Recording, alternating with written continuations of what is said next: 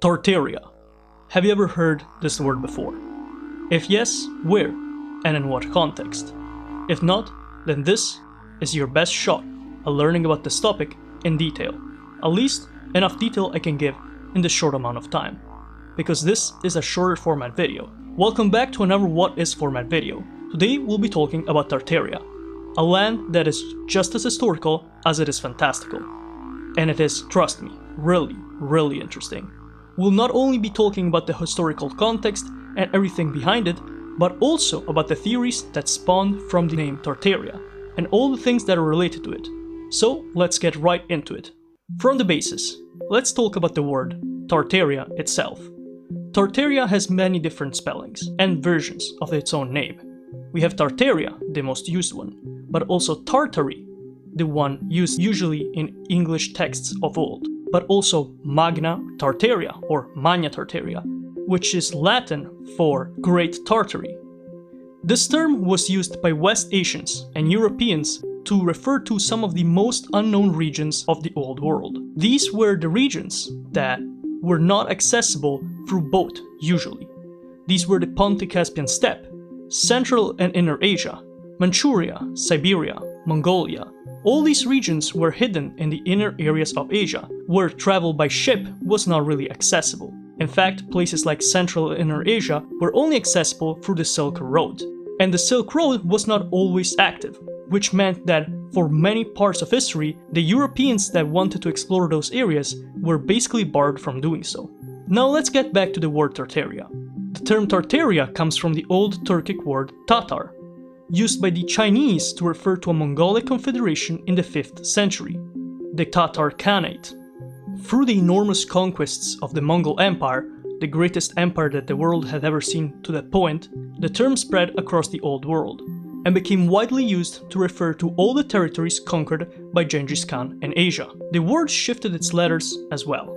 In fact, the first R in Tartaria was added because Europeans connected the land of the Tatars with the Tartarus, an ancient Greek word that referred to the deepest pits of the underworld.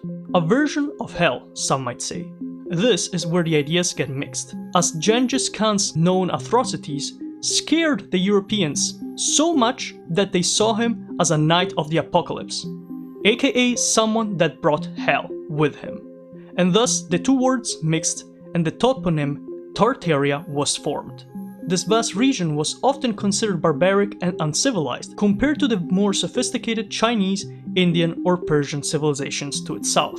And the people described as Tatars were often in a state of conflict with the civilizations just mentioned, especially the Chinese, who fought countless wars against several groups who were part of this larger Tartarian identity, even if they themselves did not recognize themselves as part of this larger Tartarian group.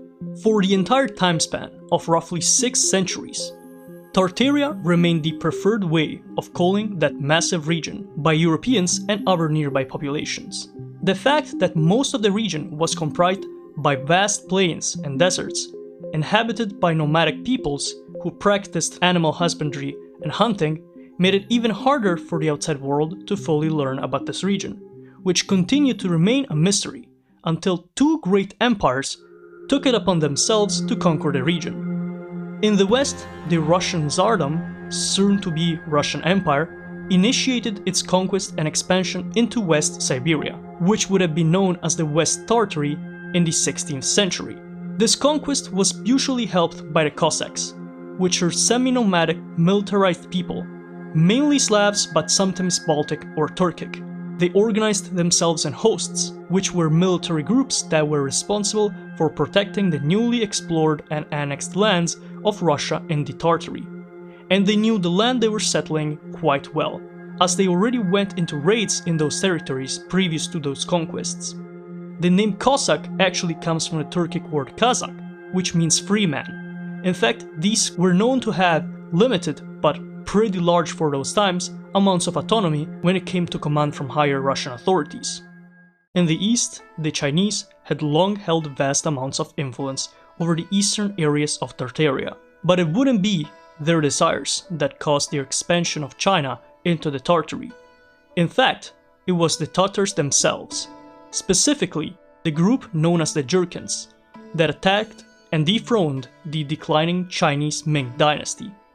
After finishing their conquest of China's north, they reformed into the Qing dynasty, a Jurchen, now called Manchu, led dynasty of China, and decided to incorporate their ancestral Manchurian territories into their new Chinese empire. But they didn't stop there. In fact, they took over Mongolia and vast other parts of Turkestan and Central Asia, which allowed them to expand their knowledge and control of the region tenfold. By the start of the 1800s, the Qing dynasty and Russia bordered each other's empires, and thus the idea of Tartaria as a unified single entity fell apart in the eyes of the Europeans, being replaced by three different Tartaries: the Russian Tartary, the Chinese Tartary, and the independent quote-unquote Tartary, the latter of the three being what remained still unconquered by either power. Soon the term independent Tartary would be replaced by Central Asia, as that was the last region left free, but even then it would be conquered by Russia during the 19th century. While the officially recognized history of Tartaria ends there, the use of the name Tartaria has spread in the fields of literature, art, and politics. In the Russian novel Ada or Ardor, there exists a parallel world to Earth, called Anti-Earth, where each country has its parallel form.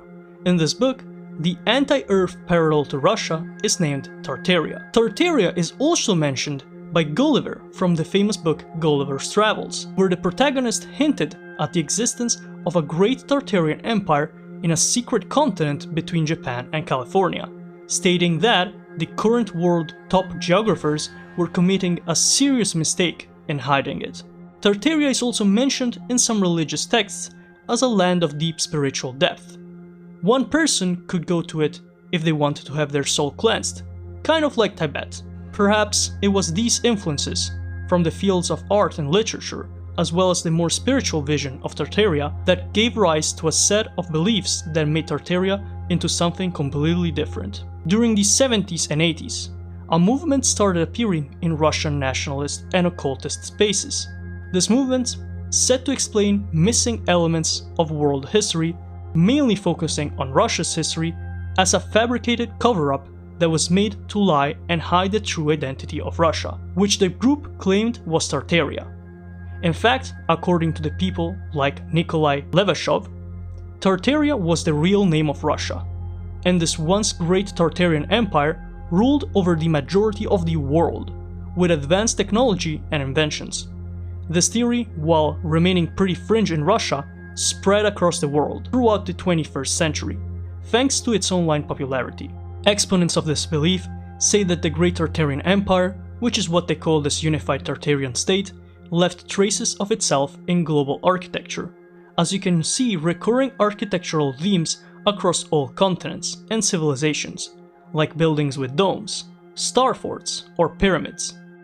Other proof of this theory is that several buildings across history have doors, archways, or windows that are submerged by many feet of ground, making it seem useless for them to be built, even in newer era buildings, which could be explained as an additional architectural level that was flooded by an event in our past and whose history has been covered up.